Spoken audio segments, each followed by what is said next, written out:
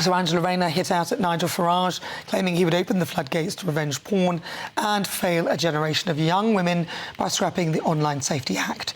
The Deputy Prime Minister says ditching the laws would fuel vile misogynistic culture, and Reform UK have since hit back, insisting that they'll always prioritise protecting abuse, but argue women's safety shouldn't be hijacked to justify censorship.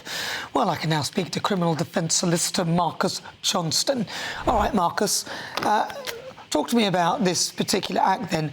What are the concerns in it specifically that Nigel Farage is alluding to? I think the concerns, Nana, relate to the effectiveness of the Online Safety Act.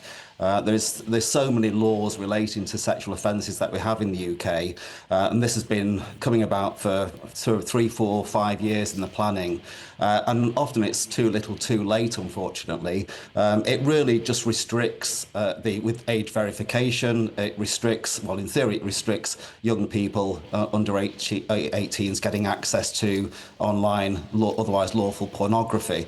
But in my view, as a defence solicitor dealing with this area of law, it's not the main problem. The main problem relates to the illegal pornography that the Online Safety Bill Act does nothing to stop. That's where the real problem is. So although it will restrict access, it's restricting access to a lot of adults because adults don't want to put their credit card details in. It's not really achieving, I think, the main objective of what I think with the initial idea behind it. It's just missed out too much. Hello, I'm Bev Turner. Now, it can feel like the money in our bank accounts at the moment does not keep up with the cost of living, and maybe there's a solution.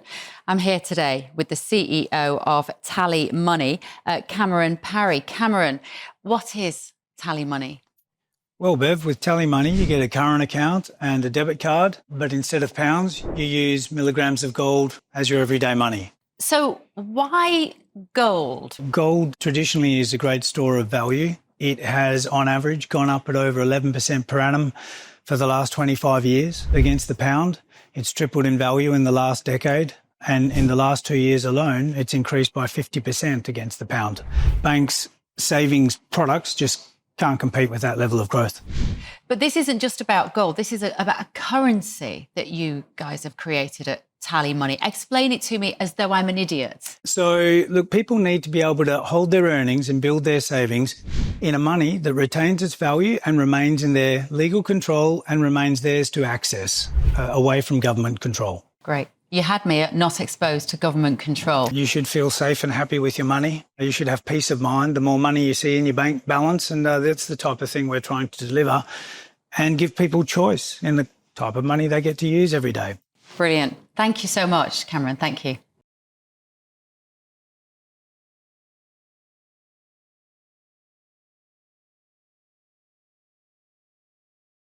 Now, some people have... one of the things that I mentioned earlier was that it requires platforms to keep all the information. So in terms of encryption, end-to-end encryption, so on WhatsApp, you've got your end-to-end encryption.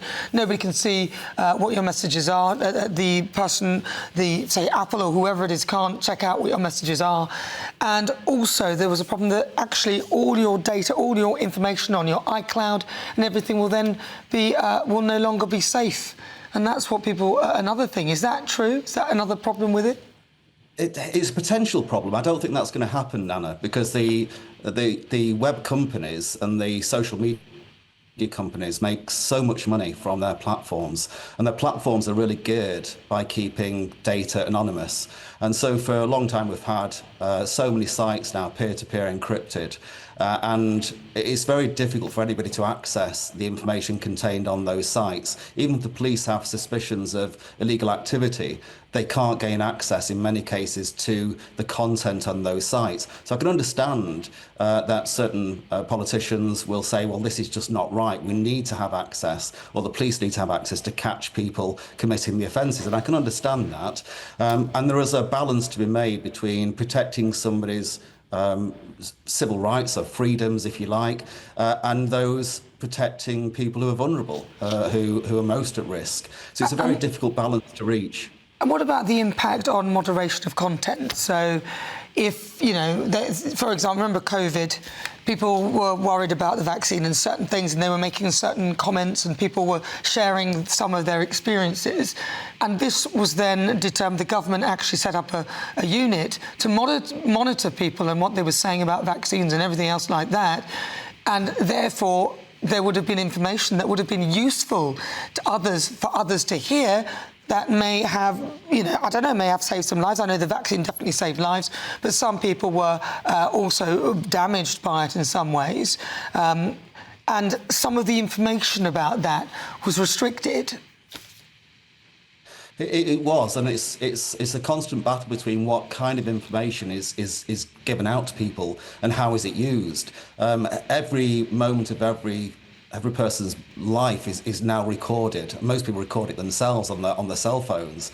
And so when you've got so much data that's being saved, and let's face it, the big tech companies make their money from selling data. So everything that people do is now being monitored. If you on your phone and you mention a certain word, you'll have adverts flashing up for what you've been talking about. If you talk about a new car, you'll have adverts trying to sell you a new car. So even the phones are listening to what people are saying. The data is being gathered, the data is being sold, it's being used. And that also includes governments. It's just how far do you let the government go in keeping people's data and using it?